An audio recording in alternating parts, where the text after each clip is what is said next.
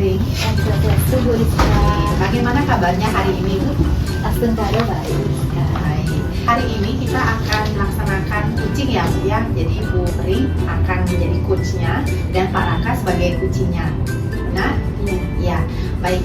Nah, sebelum nanti Ibu melaksanakan coaching, saya akan melakukan praobservasi.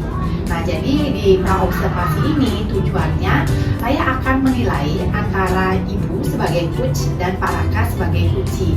Nah, yang saya nilai itu adalah tentang rubrik penilaian. Nah, jadi di dalam rubrik penilaiannya itu nanti saya akan nilai alurnya apakah sesuai dengan alur Tirta seperti itu. Kemudian bagaimana cara Ibu memberikan pertanyaan berbobot, bagaimana cara Ibu menggali potensi si kunci ini sehingga nanti akan mengalir seperti itu, Bu ya. Nah, kemudian saya juga akan menilai cara Ibu merespon si kunci tersebut dan bagaimana cara menanggapi seperti itu, Bu ya.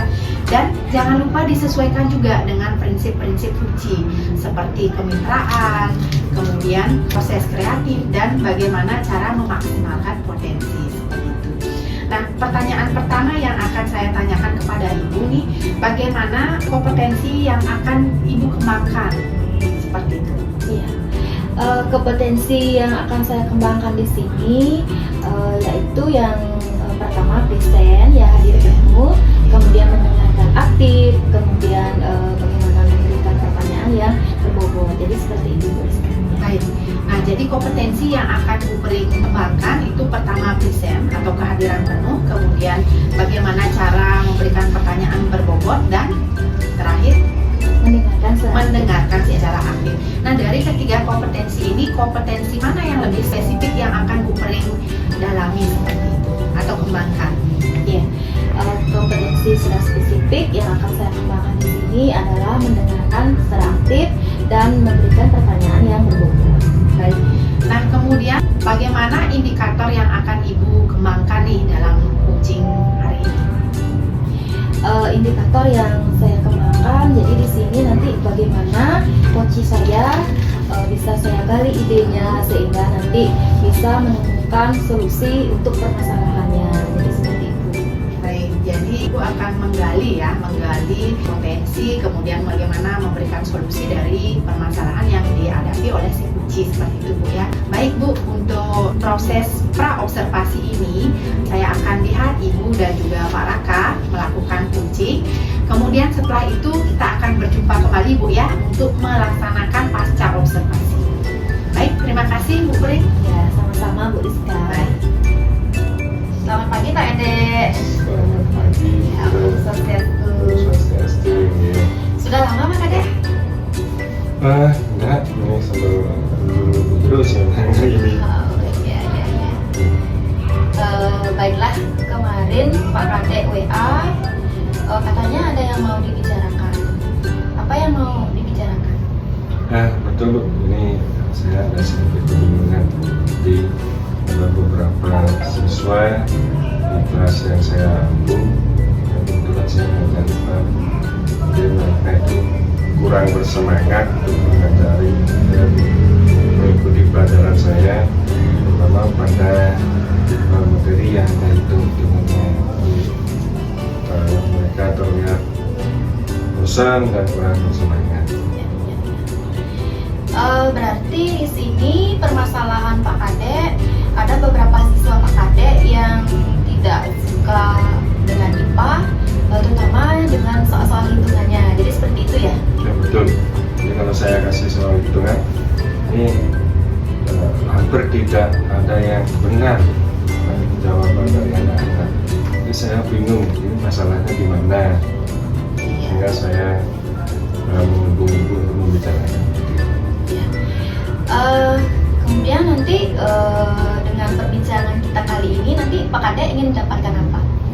Harapannya sih saya mendapatkan suatu cara ya, sehingga anak-anak itu bisa bersemangat seperti apa lain lah di pelajaran yang saya tuju.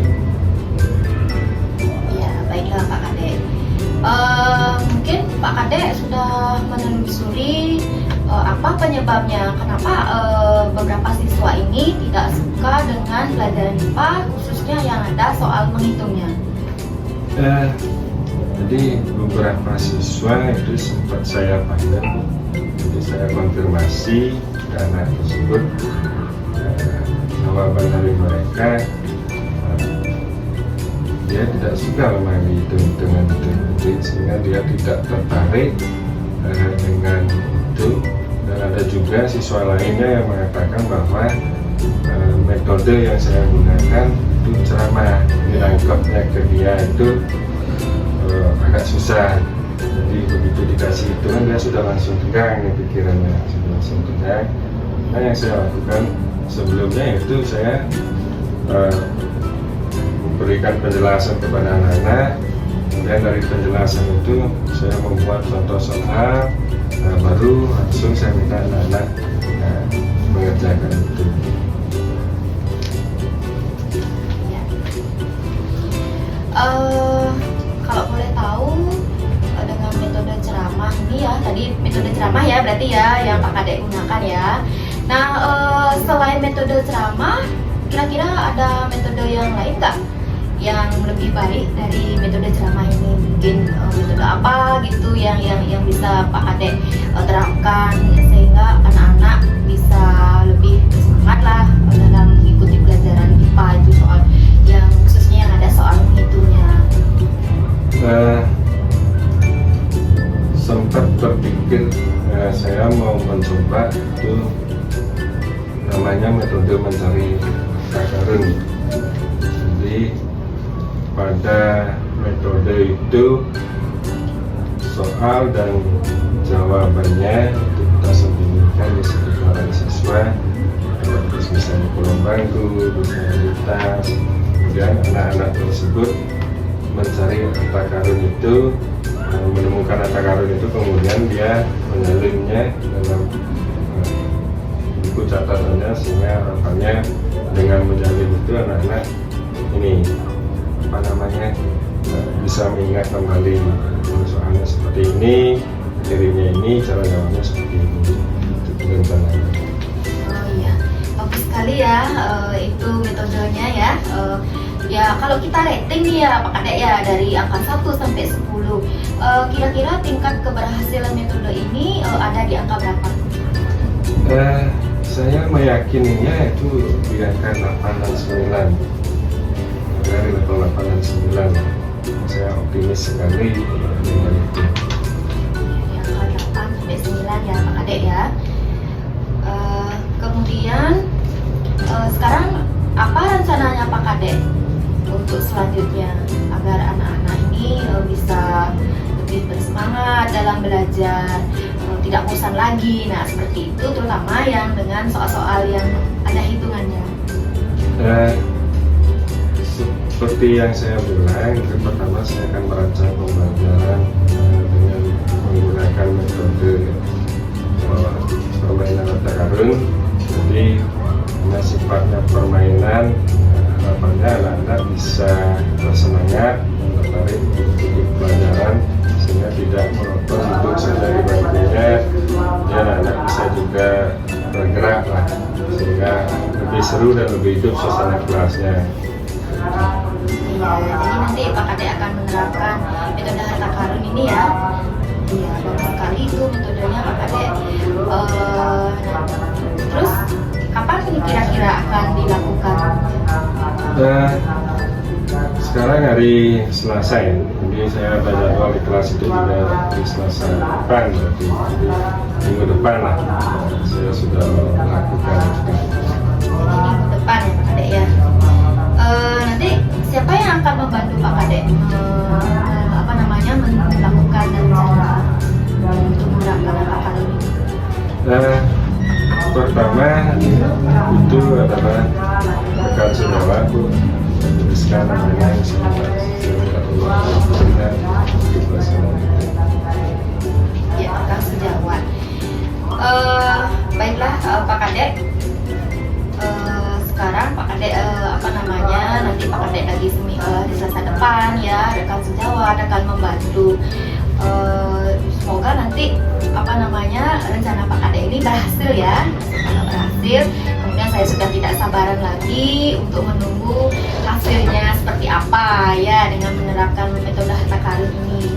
Nah, sekarang bagaimana perasaannya Pak Kadek setelah kita berbincang-bincang pada hari ini? Saya mulai plong. Setelah pembicaraan tadi, saya lebih yakin dengan apa yang ini saya rencanakan. Saya yakin untuk bisa melakukan itu dan bisa meningkatkan semangat anak-anak di kelas di pelajarannya. Iya, iya Pak Kadek, kita sudah sampai ya di penghujung perbincangan kita kali ini. Nanti mungkin saya ingin tahu ya bagaimana hasilnya. Mungkin nanti minggu depan setelah Pak Kadek menerapkan metode ini, kita bisa bertemu kembali seperti itu. Ya, terima kasih Pak Kadek. Kita bertemu minggu depan. Terima kasih Bu atas waktunya. Itu maaf saya melaporkan mengulangi. Oh ya, tidak apa-apa Pak Kadek. Dia siap membantu. Iya, terima kasih Bu. Ini sama-sama Pak Kadek. Gimana perasaannya Bu tadi setelah melakukan coaching dengan rekannya? Perasaan saya ya ada senang ya Bu ya, karena bisa membantu teman dalam mencarikan solusinya. Jadi seperti itu, ada kebanggaan lah di dalam diri saya karena bisa membantu teman dari dia bingung, kemudian sudah merasa lega karena sudah menemukan solusi dari permasalahannya. Nah, jadi kalau lebih spesifik nih, apa yang sudah Ibu dapatkan dari kegiatan coaching ini? Yang sudah saya dapatkan itu tadi saya sudah melakukan coaching sesuai dengan anak kita ya, di mana yang pertama saya lakukan itu adalah menentukan tujuan, kemudian ada identifikasi, rencana aksi sampai tanggung jawab. Ya, baik, sangat benar sekali apa yang sudah Bu Pering sampaikan. Di sini juga saya mencatat beberapa poin penting pembahasan kita kali ini, Bu. Nah, jadi Bu Tiru sudah sangat bagus sekali melaksanakan coaching dengan Pak Raka. Di sini catatan pentingnya Ibu sudah memberikan pertanyaan yang berbobot, Bu. Jadi Ibu bisa menggali seutuhnya apa sebenarnya potensi yang dimiliki oleh si coaching ini, sehingga si coaching ini secara terbuka menyampaikan solusi dari permasalahannya si coaching tersebut, seperti itu. Nah, kemudian Ibu juga sangat menguasai alur cerita, Bu ya. Tadi saya sudah melihat dan saya senang sekali melihat ternyata Bu Pering sudah sangat jelas alurnya, kemudian sudah sangat jelas juga penyampaiannya. Nah, sekarang nih saya punya pertanyaan terakhir, Bu. Dari apa yang sudah Ibu lakukan tadi, kompetensi mana yang akan Ibu kembangkan lagi, Bu? Menurut saya ya, kompetensi yang akan saya kembangkan lagi di sini adalah memberikan pertanyaan berbobot. Nah, karena dari sanalah saya bisa menggali ide-ide gagasan dari coach saya nantinya, sehingga dari ide-idenya dia sendiri dia bisa menemukan solusi dari permasalahannya ini. Ya, seperti itu. Benar. Ya, jadi sangat bagus sekali. Semoga nanti ke depannya Ibu semakin berlatih lagi, Bu ya. Jadi semakin bagus nih kompetensi coachingnya.